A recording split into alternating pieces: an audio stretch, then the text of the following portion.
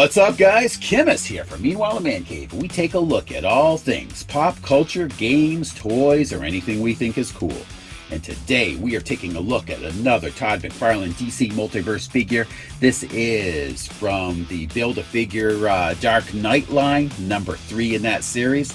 This is Kid Flash from the Dark Knight's Metal Speed Metal one-shot comic.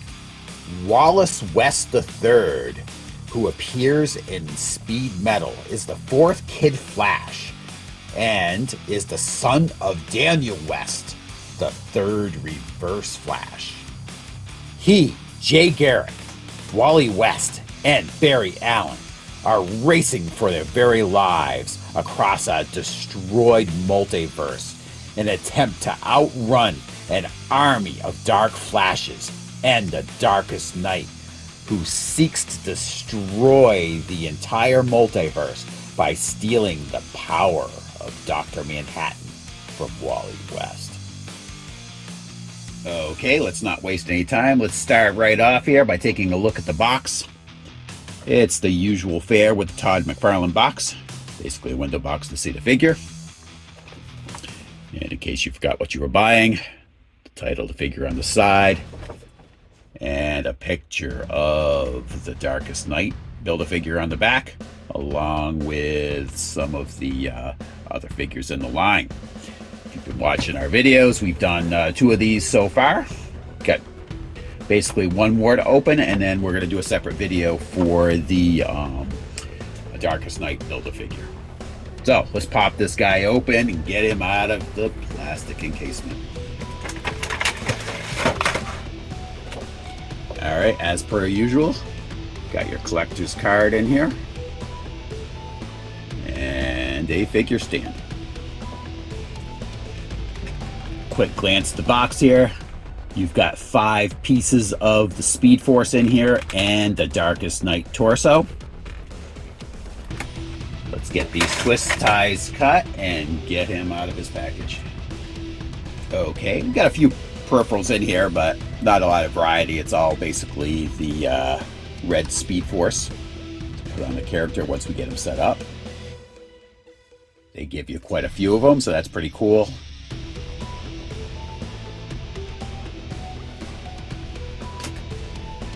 Now let's get Flash out himself. Alright, you can kind of tell I'm gonna like this figure. Got some nice texture on the costume. Colors are nice. I like this costume from Speed Metal one shot.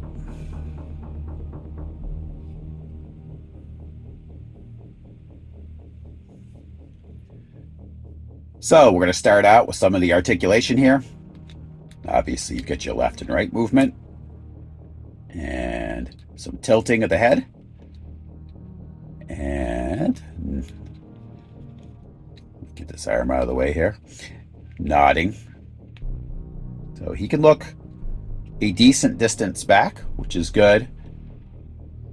Maybe like a little more for a running character, but not bad. A little better than normal. And you can look down as well. Now, shoulder-wise, obviously you've got the lateral movement there. The normal on these figures, back and forth. Now you've also got between the shoulder and the bicep. It's a huge plus to me. You got that twisting right there. I love that they've been doing that. Got the normal Todd McFarlane double elbow joint. A nice range of motion there. I wish they would do the twist at the elbow too, kind of like the Marvel Selects do, but still not bad.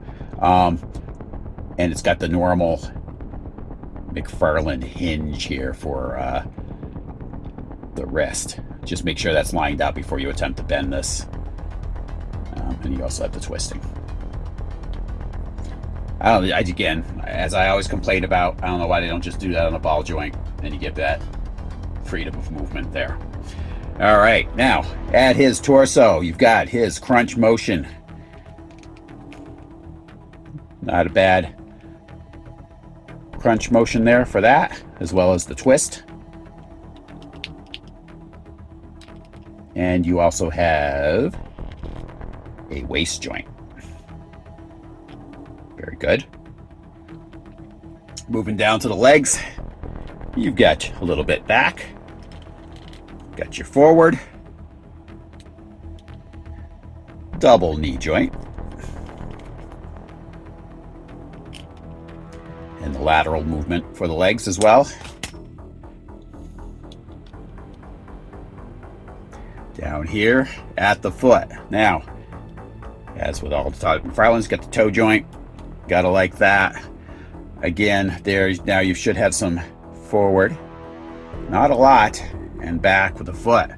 Not a lot of range of motion there, and I think that's primarily because of how his costume's designed here. It's not giving you any real freedom of movement there. We'll see if that becomes an issue when we go to make him run.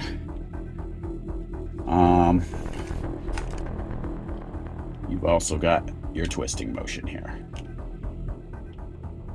So that about sums up his articulation here.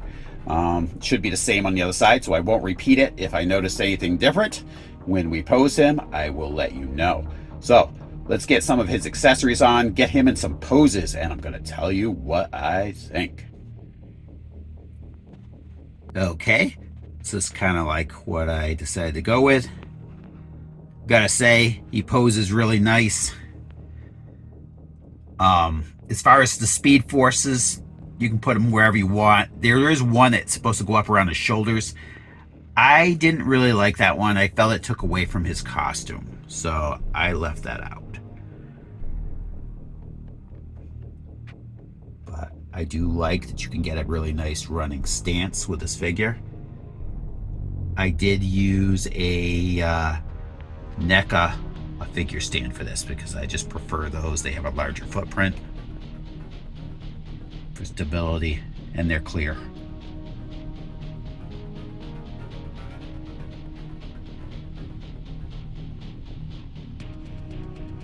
I feel this is a pretty darn cool figure here.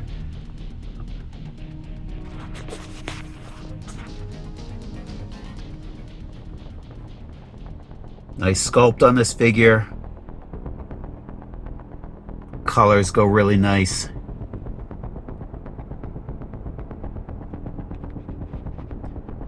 Tones. The face is really well done as well.